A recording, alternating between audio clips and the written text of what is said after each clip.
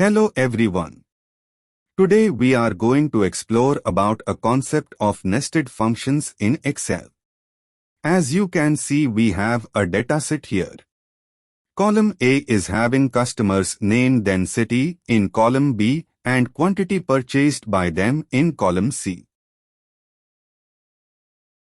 We required maximum quantity for Delhi, which means a conditional maximum, so here we have our maxifs function which fits better here. As we want maximum of our quantity column, so we'll take C as our first argument here, and here you can see question demands a condition that customer must be from Delhi, so we need to calculate maximum quantity of Delhi. So C as our maximum range, then B is for criteria range, means where our criteria is, as cities are in column B. Third argument is our criteria which is Delhi, so we'll put Delhi in inverted commas. Maxifs function only provides us the Delhi's maximum sold quantity for a customer, but not the name of that particular customer. To do the same, we have to nest our maxifs function with filter function, and then we will get the desired result.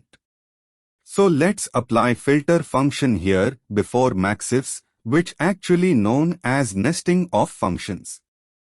Filter function actually works like we filter the required results column on the basis of one or more conditional columns. In this case, we have 90 as a result, so we will filter customer name column wherever the quantity column is having the value 90. For this, we'll apply filter function and then select A as our filter range.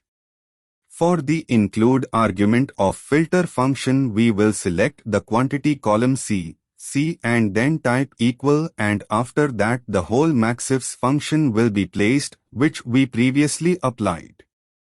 As you can see, we got our desired result. Tell us in which case this combination of function will not work as fine as it's working now. Thanks for watching. Hit the like button and do subscribe my channel if you like to watch such videos.